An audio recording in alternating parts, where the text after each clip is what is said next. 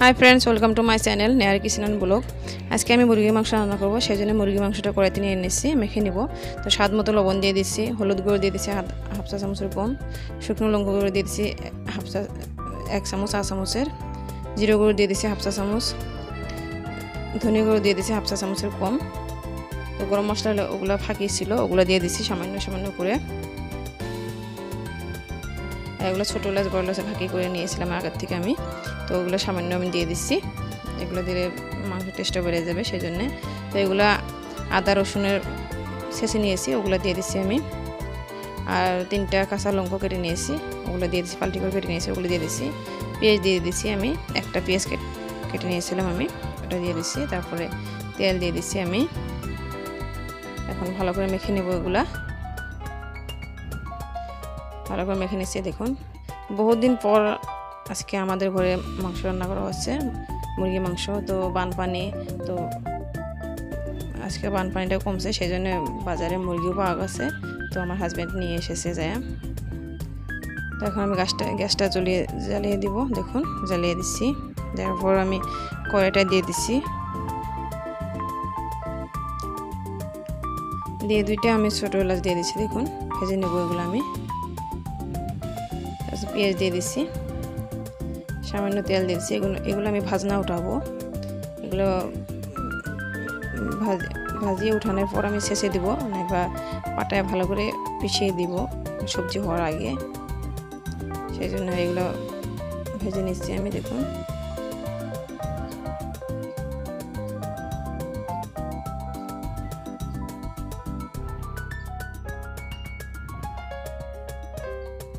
এখন আমি জিরা দিয়ে দিচ্ছি। এগুলো আমি ভালো করে ভেজে উঠিয়ে নিব, তারপর পাটায় পিষিয়ে দিব ভালো করে। সবজি হওয়ার আগে দিয়ে দিব, ওটা দিলে কী হয়, সবজির ঝোলটা গাঢ় হয় আর সবজির টেস্টটা আরও বেড়ে যায়, মাংসের টেস্টটা আরও বেড়ে যায়। দেখুন, এখন আমি উঠিয়ে নেব এগুলা। চামচের দ্বারা আমি এগুলো তুলে নিচ্ছি। দেখুন, নিচে লেগে তুলেছিল সামান্য, সেইগুলোও তুলে নিচ্ছি আমি খুন্তি দিয়ে। এখন আমি সম্বারটা দিয়ে দিব মাংসের। তো তেল দিয়ে দিচ্ছি আমি 4 চামচ, পেঁয়াজ দিয়ে দিচ্ছি, সামান্য কটা জিরে দিয়ে দিচ্ছি। এগুলো ভেজে নেওয়ার পর মাংসটা দিয়ে দেব।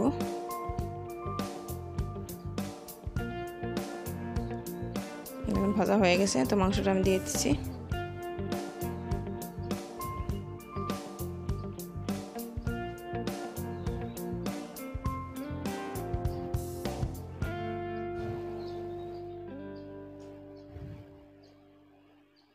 যে আমি চামচ দিয়ে নেড়ে দিচ্ছি, দেখুন ভালো করে, যাতে সবগুলো মিশে যায়। চামচ দিয়ে ভালো করে নাড়তে পারছিলাম না, সেই জন্য আমি খুন্তিটা নিয়ে নিচ্ছি। খুন্তি দিয়ে ভালো করে মিশানো যাবে, সেই জন্য।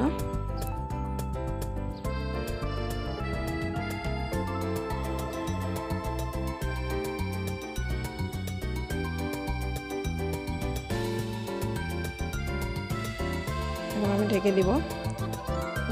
ঢেকে আমি লো ফ্লেমে রান্না করবো 5 মিনিট।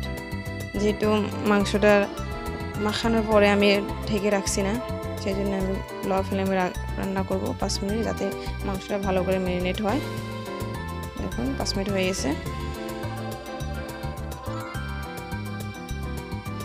ঢাকনা তুলে দিয়ে আমি নেড়ে দিচ্ছি ভালো করে।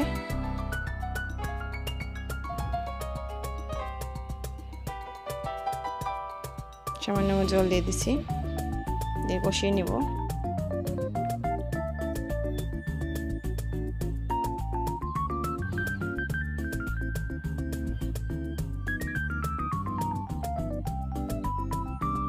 তারপর আমি ঢেকে দিচ্ছি, ঢেকে আমি 5 মিনিট রান্না করবো মিডিয়াম ফ্লেমে।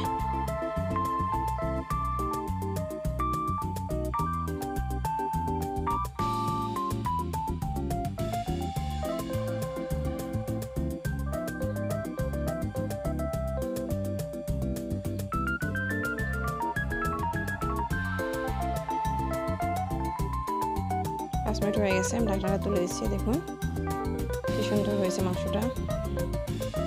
তারপরে 2টা কাঁচা লঙ্কা দিয়ে দিচ্ছি আমি আবার ঝাল কম হবে বলে মনে হয়েছিল, সেই জন্যে সামান্য লবণও দিয়ে দিচ্ছি। লবণও কম হবে মনে হয়েছিল, সেই জন্য লবণটা দিয়ে দিচ্ছি আমি ভালো করে। দিয়ে ভালো করে নেড়ে দিচ্ছি। নেড়ে সব একসাথে করে আবার ঢেকে দিচ্ছি আমি। এখন আমি হাই ফ্লেমে রান্না করব। এখন 1 মিনিট হওয়ার পরে আমি ঢাকনাটা তুলে দিচ্ছি। একটা মাংসটা পড়ে গেল।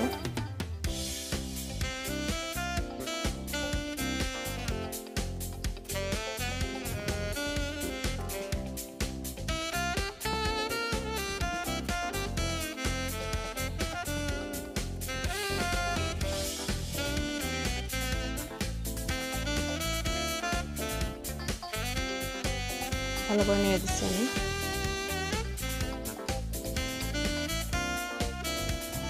দেখতে কি সুন্দর লাগছে, তাই না?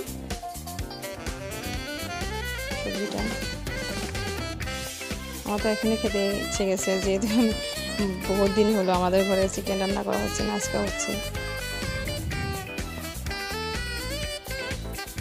তখন দিয়ে আমি ভালো করে নাড়ে দিচ্ছি, দেখুন ভালো করে, যাতে নিচে লেগে না ধরে।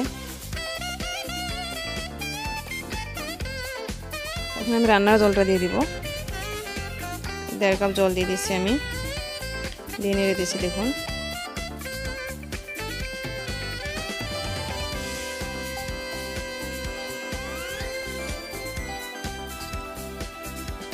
দিয়ে আমি হাই ফ্লেমে দিয়ে দিচ্ছি।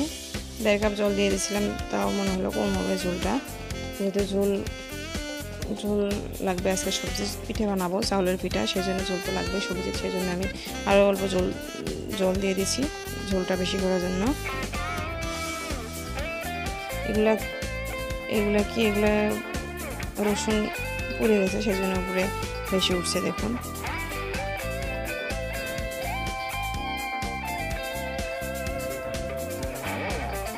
এখন আমি হাই ফ্লেমে রান্না করছি, যাতে তাড়াতাড়ি ফুট ওঠে। তো ঢেকে দিচ্ছি আমি। 5 মিনিট রান্না করব হাই ফ্লেমে।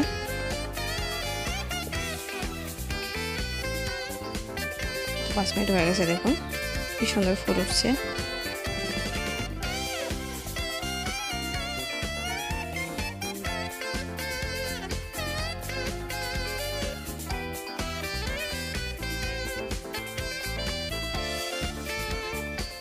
নাড়াচাড়া করে আবার ঢেকে দেবো আমি। ঢেকে আবার 3 মিনিট রান্না করব আমি হাই ফ্লেমে।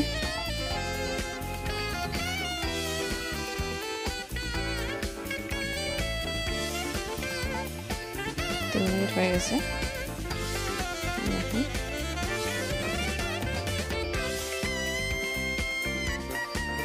নেড়ে দিচ্ছি আমি ঢাকনা খুলে। এখন চেখে দেখবো লবণ কম হয়েছে কিনা বেশি হয়েছে।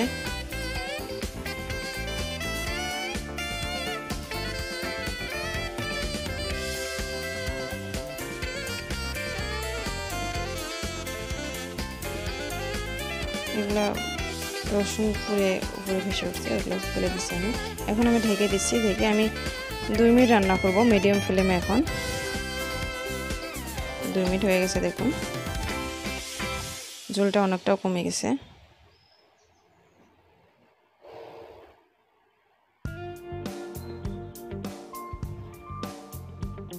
আমি এখন সামান্য পেঁয়াজ দিয়ে দিচ্ছি সবজিটার টেস্টটা বাড়ানোর জন্য, আর জিরে গুঁড়ো সামান্য দিয়ে দিচ্ছি যাতে সবজিটার টেস্ট আরও বেড়ে যায়। সবজি হওয়ার আগে সামান্য জিরা পাউডার দিলে ভীষণ সবজিটা টেস্ট ভালো হয়, সেজন্য। তো আমি ঢেকে দিচ্ছি আবার 2 মিনিটের জন্য মিডিয়াম ফ্লেমে।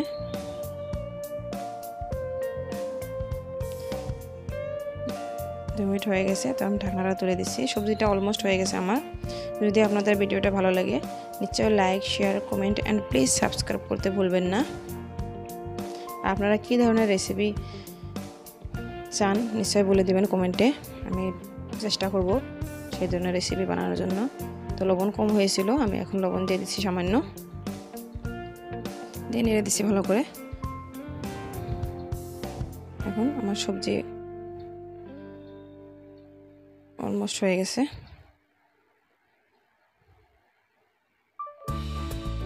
ঝোলটা বেশি করে রেখেছি আমি, যেহেতু পিঠা বানানো হবে, চাউলের পিঠা বানানো হবে আমাদের ঘরে আজকে, পিঠা দিয়ে খাওয়া হবে, সেই জন্যে দেখুন আমি গ্যাসটা অফ করে দিচ্ছি, আমার সবজি রেডি, মুরগি মাংস রেডি হয়ে গেছে।